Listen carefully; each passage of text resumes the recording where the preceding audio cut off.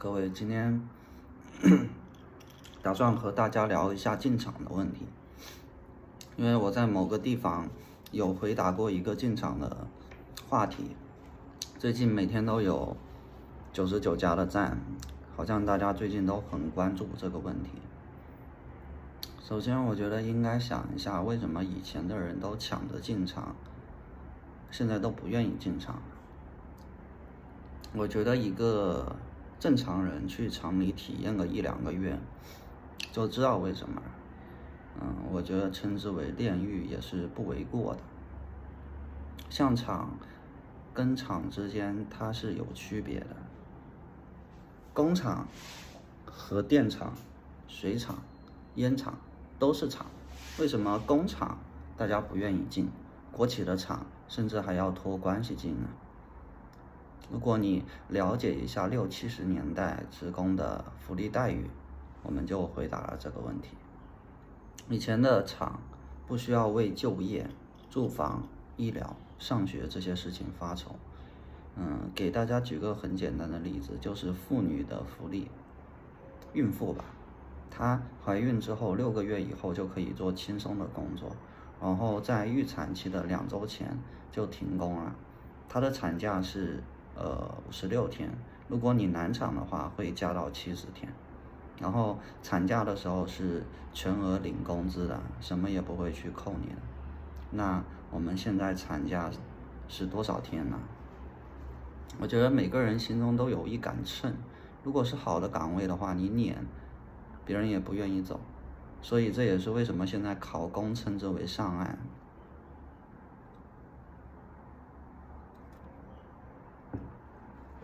那我们搞清楚了以前的厂和现在的厂的区别，我们发现不愿意进厂，大家指的是不愿意进民营工厂。我对民营工厂的总结就是，那个地方不是人待的地方，它会产生你的奴性，还会让你习得性无助。习得性无助就得提到巴甫洛夫的狗这个实验。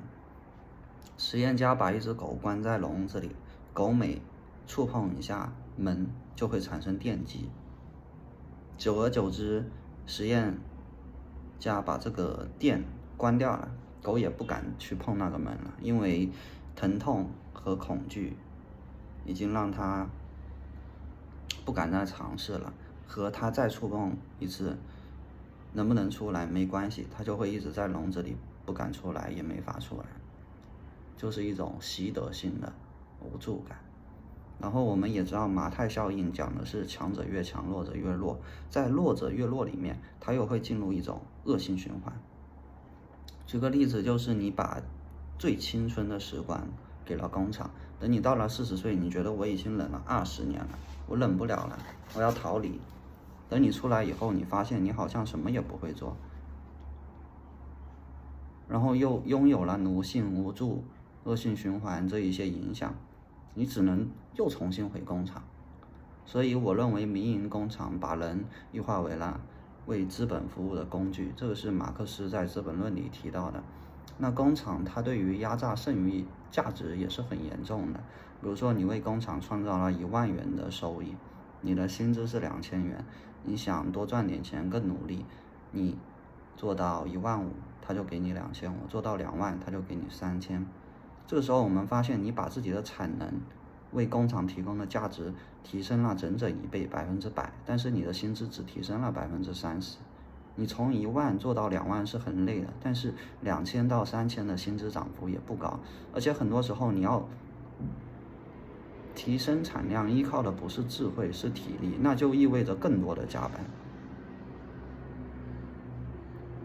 像一些黑厂、恶劣的厂，2班倒，全年无休，你进去搞个10年，一头乌黑的秀发变得满头白发了，还减寿命，还容易沾染同事的恶习，因为大家都浑浑噩噩的过，行尸走肉的活。当然这个恶习也不一定是伤害别人的恶习，可能是一些不思进取的恶习，比如说开黄腔呀、猥琐啊、下流啊、刷短视频啊，这一类的不是很好的恶习。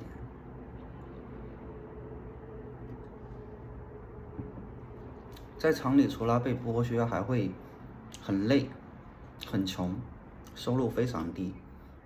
然后你每天累死累活，的确是解决了吃住的问题，可以勉强的活着。然后睡一觉，第二天又继续去流水线上打螺丝，就和摩登时代卓别林演的一样。你有时候想偷懒是偷懒不了的，你有别的同事配合，他们流水线夸夸夸的流到你这里，你也得夸夸夸的领。你一偷懒，整条线都没法正常运行了。那我们思考说，在工厂已经有这么多的劣势了，我们还失去了什么呢？每天工作12小时，日夜颠倒，你会丧失你的光阴，也就是时间，你会失去你的健康，你学习思考的能力也因为太累、太重复枯燥，整个人就迷迷糊糊的丧失掉了。你还失去了机会、自由，变成了一个行尸走肉的傀儡。有个在监狱裁了7年缝纫机的老哥出来，找个工厂上班，做了1个月跑路了。他说在监狱里待了几年，每天做鞋啊、雨伞呀之类的，但是从来也没有夜班，还会有专门安排看书、看电影、看电视的时间。如果是生病了或者心理有问题，也是免费提供的，比如说心理咨询啊之类的。那工厂呢，什么福利都没有，2班倒，还要被领导给辱骂，然后他就跑路了。他的评价是工厂不如监狱。我觉得人生下来都是有梦想的，没有谁的梦想是未来要做一个在流水线上打螺丝钉的人。像工人，他在工厂忍受了这么多年，好不容易供养自己的子女成为了大学生，我想必也不是为了让孩子再回自己的老路的吧。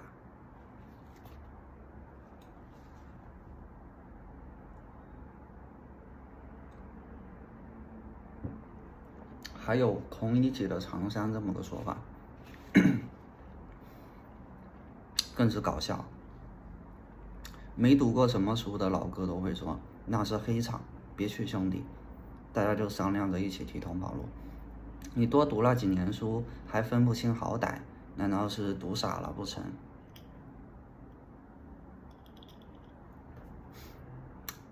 跟你不愿意去民营工厂，跟你是不是孔乙己大学生读了多少年书没有关系，就是工厂狗都不去。富士康不是许立志这个人对吧？写过很多诗文，最后受不了，年纪轻轻的就绝望了。我也写过一个短篇，我起的标题是大家会把富士康叫为发财康吗？我起的标题就是发财康永远发不了财。我们说到这里，不想进工厂这件事情就搞清楚了。为什么大家不想进工厂？不想进的是国企工厂还是民营工厂？民营工厂会带来什么问题？它跟你是否读很多书有没有关系？最后我们评价为说工厂就是地狱，狗都不去，这么个结论。那这也是为什么很多人他去做外卖哥，去做网约车司机，去当外卖姐的原因。我其实发现现在送外卖的女生也是慢慢变多了，而且网约车司机也不一定是拿自己的车在跑，他要去租车算油费，然后每天坐在车里不停的拉客，把这些成本全部去掉才是每天的收入。而且现在很多平台也很过分，比如说特惠车啊，它特惠给的是顾客，然后特惠的支出部分是司机，就等于说本来打车是10元钱，现在变8元了。那我作为顾客付8元，司机拿到的是5元，这中间从10减去8的2元，并不是平台掏的，是司机承担的。然后网约车现在竞争也很激烈，所以你不接特惠单就不给你派单，你必须得每天接几单这种很免费的被剥削的单子，才给你派一些正常单子。像有的朋友不是说开1公里才赚1块钱吗？我没开过网约车不清楚啊，只是说大家选择了这些职业也不愿意去工厂是情有可原的。那如果说让你进民营工厂，你愿意进吗？其实也是愿意进的。如果让你做管理岗的话，每天坐办公室，大家愿意吗？